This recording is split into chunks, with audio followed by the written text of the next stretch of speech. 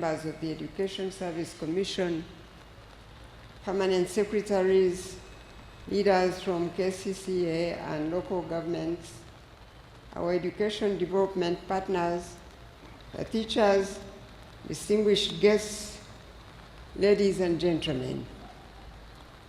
Good afternoon to you all.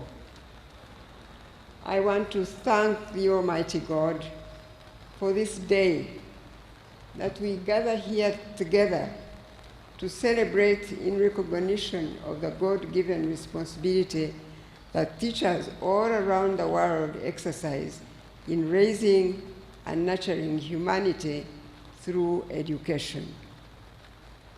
And in a special way, I want to thank the President for being available for the education and sports sector whenever we have called on him, despite his busy schedule.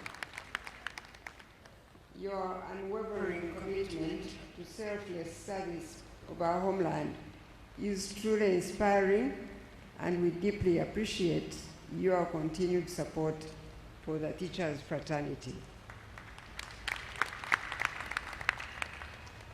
30 years ago, on the 5th of October 1994, when the inaugural World Teachers' Day was commemorated, the context within which the teaching profession was being practiced has very much changed compared to what we see today. This change has been orchestrated by socio-economic knowledge, information, technology, and demographic changes that necessitate a rethink of not only how the profession should be practiced, but also who should practice that profession. In an era that continues to press increasing demands on the teacher, some have opted to exit the practicing of this profession. On the other hand, some teachers have chosen to adapt to the dynamic context of the profession. But on a day such as this, we recognize the contribution by both past and present teachers with this hope that a new generation of teachers is also rising to carry on with a noble cause. As is obvious to all of us, the current generation of teachers is neither the first nor the last we shall have as a country. There are those who have gone before you, whose voices from the ages past still ring as loud today. Those voices of the past teachers still ring as loud today because of the indelible mark they left on our lives when we were learners. They touched our parents or guardians, and we witnessed some teachers whose contribution has transcended the school community to touching an entire nation and nations. Therefore, in keeping with this year's World Teachers' Day, a theme that says valuing teachers' voices towards a new social contract for education, unquote, the voice of the teacher has immense influence that transcends the life of the learner and one's classroom environment. Such transcendency only happens when the teacher carries himself or herself with noble value he or she expects others to perceive him or her. A teacher's social contract is unlike that of many other professions. In fact, the unwritten expectations as part of the social contract of the teachers is what most in the community will use always to decide whether they should value this teacher's voice or not. One wonders why, in times past, the teacher who used to earn less compared with today's value of money was even less qualified in terms of academic qualifications, yet was held in high regard by society at the time. Part of the answer lies in the extent to which the teacher of old used to live to the expectations of the society in which one worked or lived, starting with school itself.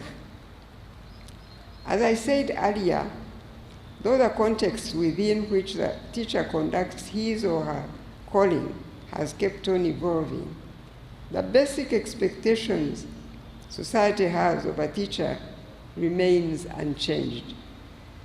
Expectations like teacher presence before the learners, a role model in conduct or behavior, and the protector of one's learners are some of the virtues that we all hold dear to when we think of the exemplary teacher. Therefore, an area that the teachers' voices need to inquire further about has to do with what can the teacher do to regain and retain the high regard society has of this profession. And such introspection can only start with the current generation of teachers. As much as policymakers can do what is possible within their means to improve the outward form of teaching profession, there are issues of the heart of the teacher that only the teacher knows and can address. For example, when the teacher is not available to his or her learners is fundamentally a heart issue. There are teachers who are absent from the school, and those who are present in the school but absent from the classroom. Yet they are being duly paid by their employer. Well now, if you are absent, you know it yourself. And you also know that you are absent but still picking your pay at the end of the month. This is a heart issue that only the inner voice, the conscience of the teacher can correct. In the meantime, everyone around you, starting with your own family and the learners, know that you ought to be in the classroom teaching, but you are not there. To such people, the voice of the teacher will not have the same valuable influence because the social contract, what is expected of the teacher, has been violated. And even when you stand before them to talk, they'll be asking questions because they see a contradiction between what they expect their teacher to be in terms of conduct and what is before their own eyes. This is a day when we do not want to talk about mistakes or issues such as those I'm addressing. But I think it's only right and true to talk about these when we have an opportunity of a gathering like this of teachers and those who serve them. So please allow me to touch on these weaknesses that we have amongst our teachers. An area that the times we live in require the voice of the teacher is to become the role model of values and morals in society. Nowadays, there is a lot that is considered relative and subjective, and the young hearts and minds of our generation are the target of such forces. During school time, the learner spends 3/4 of his day in school, as you all know. This means that the adult interacting with this child most of the time, in the absence of the parent or the guardian, is that child's teacher. By implication, the child is looking up to the teacher as one would to a parent, because that's the parent that is present in that time. So if the learner is in school, the teacher's voice is the parent's voice that the learner has around. Therefore, part of the social contract that is precious in the sight of the Almighty God that has called you to this noble profession is that you become like a parent to the learners that have been entrusted to you. This kind of expectation that the learner and parent have of the teacher as part of the social contract will not be found written in your employment letter or the laws and regulations governing the teaching profession. But we know that the teachers of the old times, whose voices have transcended their active service in the profession, have achieved such acclaim because they role modeled parents to their learners. It is with this lens that society weighs the teacher they see today against the teacher they used to know. Therefore, it is within the power of the current generation of teachers to restore the high regard society had of the teacher as it ought to be. The unwritten social contract that society has with the teachers cannot be satisfied by mere policy interventions, such as improving teachers' welfare and compensation. The unwritten expectation society has of the teacher can only be fulfilled when the teacher responds to his or her inner voice of conscience that compels us to choose between right and wrong, good and evil, light and darkness. And as the government has demonstrated, the pay for its teachers shall be improved in a phased manner as resources become more available. And we all look forward to a time when all teachers are paid competitively in spite of what they studied and their level of qualifications. But we all have witnessed the fact that money or pay alone does not make someone make the right or correct choices in life at one's place of work. For example, it is a fact that teachers employed by government are paid better and regularly compared with their counterparts in the private sector.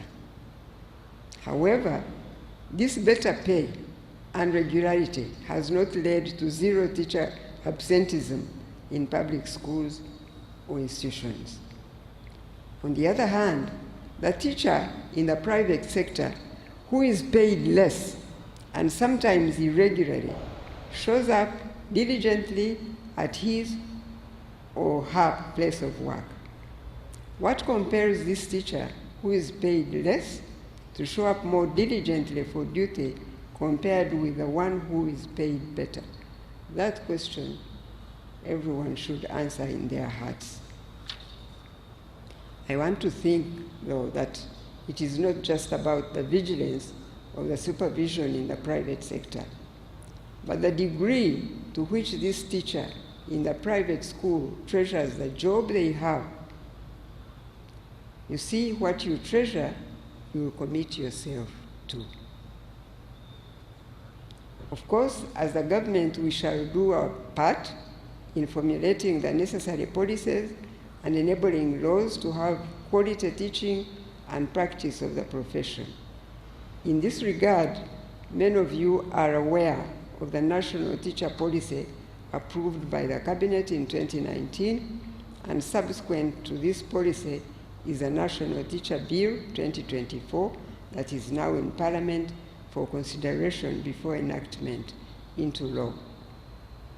I encourage all teachers now to make their voices heard by contributing to the shaping of an enabling law that will regulate this noble profession of teaching. It is in your best interest to have safeguards in place for your profession to ensure that the right persons join it, that the profession is practiced in accordance with the expected standards, that those who go astray are also corrected appropriately, but also have provision to let go those who disregard what the profession really stands for. As I said earlier, the context in which the teaching profession is practiced has changed rapidly over the last 30 years. And there is enough evidence to show that this rate of change is not going to slow down any sooner. Therefore, as your voices air out your perspectives, I urge you to look to where we are and where we're going as a country. Do not get stuck in the past or present. You should ask yourself the question, what kind of country do I want to see? And what sort of teacher can help design that future we would like to see? Sometimes human nature holds us back from dreaming big because we only use the eyes of the past and present situation to judge what the future shall be. Our voices, and indeed that of teachers, have words, and words have creative power, for either good or bad. King Solomon wrote in the biblical book of Proverbs, chapter 18, verse 21, saying, in quotes, "Death and life are in the power of the tongue, and those who love it will eat its fruit," unquote. Let teachers use their voices to bring positive, creative, and innovative energy into the teaching profession. But I must say that when you cannot envision the kind of country you want to see, or your great-grandchildren to live in, you may not rightly speak into the kind of teaching profession you desire to make the education system catalyze a transformation journey to that envisioned future for our homeland. Therefore, as teachers, let your voices be used to speak beyond gratification of the self or the present, but the future, and have the peace of mind and heart that perhaps you may not even be alive to enjoy the beautiful future you have helped create through your own voice. The beauty in the education system in those countries that we so admire, and some of you will do anything to live in such countries, were envisioned and were designed by the forefathers of those countries, who never got to enjoy the beautiful future they envisioned.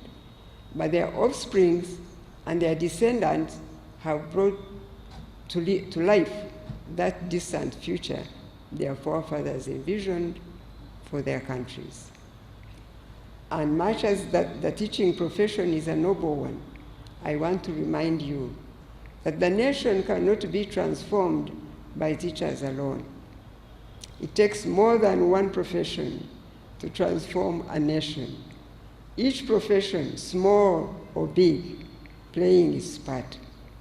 This calls for humility and patience in the work teachers do and speak for. Such humility is exemplified in Apostle Paul's first letter to the church at Corinth in chapter 12, verses 14 to 22, where he says, in quotes, "For in fact, the body is not one member, but many. If the foot should say, because I'm not a hand, I'm not of the body, is it therefore not of the body? And if the ear should say, because I'm not an eye, I'm not of the body, is it therefore not of the body? If the whole body were an eye, where would be the hearing? If the whole were hearing, where would be the smelling? But now God has set the members, each one of them, in the body just as he pleased. And if they were all one member, where would the body be? But now indeed there are many members, yet one body. And the eye cannot say to the hand, I have no need of you. Nor again the head to the feet, I have no need of you. No, much rather, those members of the body which seems to be weaker are all necessary. I say this because there continues to be agitation about the delay in raising the pay for all teachers vis-a-vis some categories of public servants. Trust me, this government is committed to improve the welfare of all employees, but the resources constraint does not allow everyone to be brought on board at the same time. Certainly, when your turn comes for all teachers, it will be an amount that is meaningful as opposed to the agitation of that everyone should get a piece of the little that is available. If that were to be the case, the little that you would get would be meaningless to all of you, and then you would all be in the same situation that we are trying to lift out everyone, but one at a time. In conclusion, I have no doubt in my mind that the government is committed to fulfilling its part of the social contract with the teacher. Likewise, when each teacher resolves in their heart to listen to that inner voice, to fulfill one's part of the social contract for education, we shall witness a turnaround in the quality of our teaching and learning in this country. It is then, and only then, that the teacher's voice shall the kind that transcends the current times and seasons, the classroom and the school community, to touching the entire nation, to the glory of God. Now, I do not want to end without thanking God for making Ireland a blessing to Uganda. The successive Irish ambassadors to Uganda have all truly walked with us on this journey of uplifting the teaching profession. For example, since 2016, more than 200 Ugandan teachers who demonstrate outstanding performance have been taken to Ireland to benchmark practices in outstanding schools and institutions. And we do know that once these teachers have returned to Uganda, they have continued to excel in their job and place of work. Ambassador Kevin Corrigan and your predecessor, Ambassador William Carlos, thank you for being used of God to not only wish us well, but also support our teachers to have the opportunity to learn from their fellow professionals in Ireland. And I want you to convey our appreciation to the teachers who have been willing to come from Ireland, who came from Ireland many years ago and were willing to come to Uganda and work in our schools and institutions for a long time. Please know that we value and we honor your dedication and the sacrifices that were made. Once again, I extend my heartfelt thanks to all our esteemed guests and everyone who has joined us in celebrating this year's World Teachers' Day. It is now my singular honor and pleasure to invite the President to address you, and I thank you, and God bless you all.